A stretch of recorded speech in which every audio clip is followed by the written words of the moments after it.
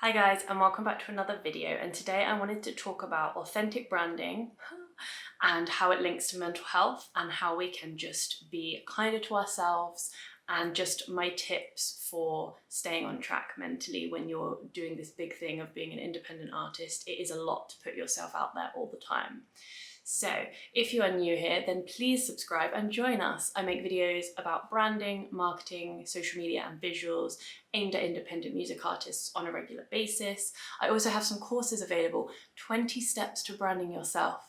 If you love working through steps with examples, then that is for you. It's linked in the comments and in the description, and also a social media plan to help you promote your new releases on social media. So if those are helpful to you, then please check them out. Otherwise, let's dive right in. Okay, so first of all, let's start by sharing. Comment below anything you find difficult, mentally or otherwise, about being a creative, being an independent artist. Let me know what you find difficult if you feel comfortable to share, and let's all support each other in this. And I think it's good to discuss, it's good to talk, and it's good to raise awareness and just get things out in the open. We're making progress in society in terms of mental health, so let's keep this momentum going. Okay, so I always bang on about authentic branding, how that's how you ensure longevity in your career, you find it most enjoyable, all this stuff. But that isn't the most easy thing in the world to do. I know that. It basically is you figuring out who you are as a person, taking your individual personality traits, sometimes exaggerating those, and literally projecting the authentic you to the world. And that is a lot. So if you are doing that on any capacity, then congratulate yourself. Most people don't do this in their lifetime. Most people don't even know who they are or what they want. I've done a lot of coaching as in I've been coached by people, and I go in there and say, this is what I want. And they're like, you're ahead of 95% of people, because that many people don't know what they want or who they are. So congratulate yourself for that. It is a big deal to completely be yourself and put yourself out there and your art to the world. And this leads me on to say as well, count your wins, count every win, even if it's a small one, even if it's a small achievement. You need to acknowledge what you're doing every day in your progression in your career, and don't be too hard on yourself, because I think we have this constant pressure to achieve or looking at other people who are doing better. And I think you have to start, cliche, you have to start in here.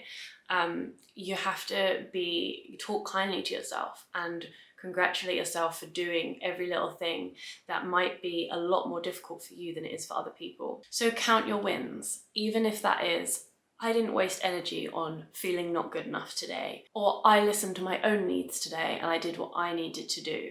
That you need to be your own best friend. You are the main person that you have to support you in this rocky, difficult industry. I don't want to say it's difficult, it's a fun industry, but it's obviously got its ups and downs, and you have to learn to ride the waves as best you can. And in order to do that, you have to be your own best friend. You have to talk kindly to yourself and count your wins. Also realize that your audience will connect with your honesty and your raw and relatability. So if you do feel able to share not just the shiny stuff with your audience, then they will be thankful for that. And you have to always obviously come to terms with the fact that you might get some criticism, but that goes with anything, whether you're honest, whether you put music out, whether you put art out, whether you put your thoughts about a current event out. All those things could gain criticism, so that's just something that goes alongside. But in terms of being honest with when you're not feeling as good, or with the bad days, or when something happens, or when you're rejected, be honest about it. And I've seen people be honest about it, and I try to be honest on social media as well, and it really resonates with people, and they'll be thankful for that. And again, it brings it back to starting the conversation, raising awareness, and letting people know that it's not all shiny Instagram perfect images. There's a real life behind there too. And I think at the moment, especially, people are really appreciating that. Okay, also make sure you have boundaries in place. I have spoken about this quite a lot lately, because again, it comes in when I talk about branding and marketing, what you're going to share on social media, but make sure you have boundaries for yourself as well. Like, okay, today is a day where I need to step away from all screens, because we've all had those days. Some days you just cannot deal with people, or you cannot deal with the internet, and that's okay. But it needs to be a quicker decision than umming and ahhing and thinking, oh, I should do this. Don't ever use the word should. My life has been so much better since I haven't ever used that word. Look at your own needs. I need to step away today. Boom. That's what I'm doing. Okay, so coming back to criticism, because it is inevitable for anyone on the internet really, and especially creatives, because it's such a subjective area. And I have talked about this under communication, but have a guide in place for how you're going to deal with criticism. Are you going to completely ignore and block? Are you going to come back with like a funny or sassy response? Are you going to come back with kindness? Because I've seen that and it's brilliant. I think I saw one once that was someone had been insulting and someone said, oh, I really like your hair. And they'd just come back with, oh, thanks. And it would totally diffuse them. So yeah, just have a guide in place for how you feel it's best for you to deal with it personally. If you look at Taylor Swift in the 1975 as well, Taylor Swift Reputation era and 1975, The Sound, they actually take their criticism and work it into their campaigns and into their brand and into their visuals. So that's worth looking at as well. Obviously those are big artists, but you can still, the concept is still available to you as well as an independent. So that's an interesting one as well to look at.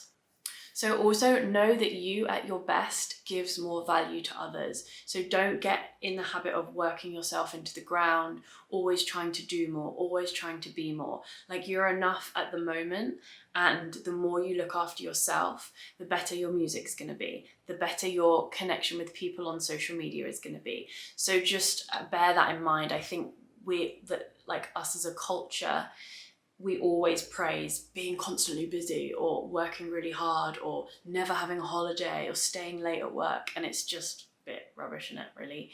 It's just pointless. I feel like all you get from that is being able to say, oh, well, I did this, I stayed late and didn't have a holiday, and then no one cares.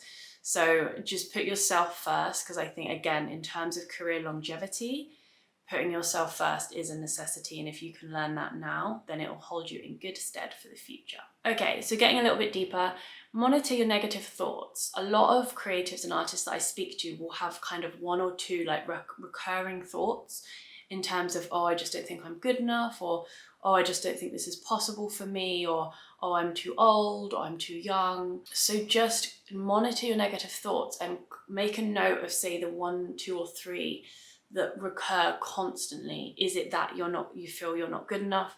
Is it that you feel you don't have enough connections, or you're too niche, or just, blah. Note down the negative thoughts that are recurring, and then once you've done that, you can try to start noticing when they pop up. There's a really good hack for this as well, for interrupting those thoughts.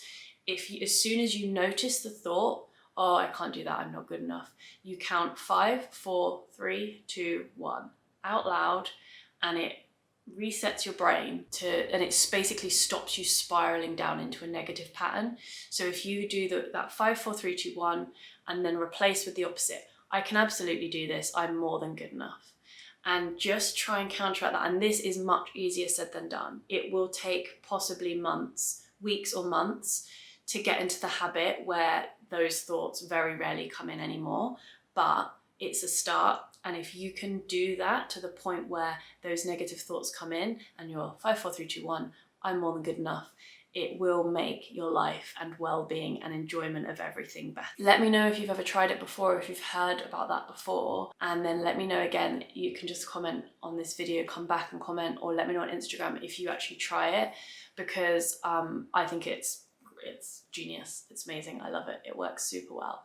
So yeah, a little hack for you there. And the next thing, if you do struggle with like either being negative or like negative thought patterns or anxiety or anything like that, a lot of the solutions that I've read about end up connecting your mind to your body, whether that's through yoga or through this thing called PQ intelligence, PQ reps. Read about that if you're interested, if you want to be nerdy with this stuff.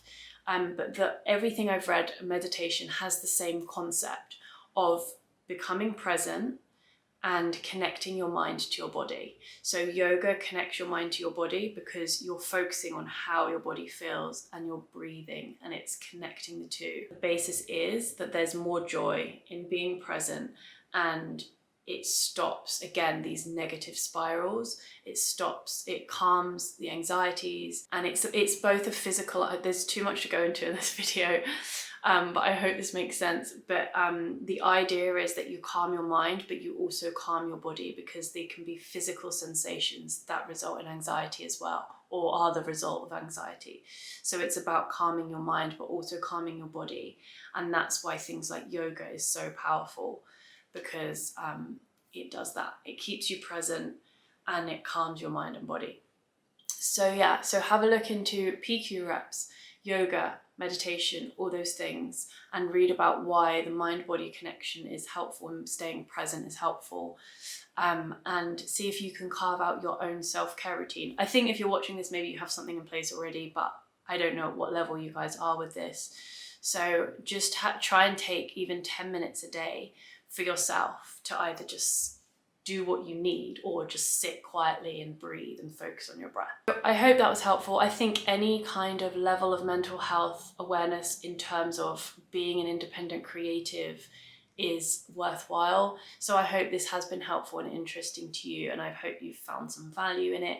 If there's anything else on this area that you want me to talk more about, then let me know in the comments, or anything you found useful, then share with others. But yeah, otherwise, take some time for yourself today, and I hope this was helpful, and I'll see you next time. Bye!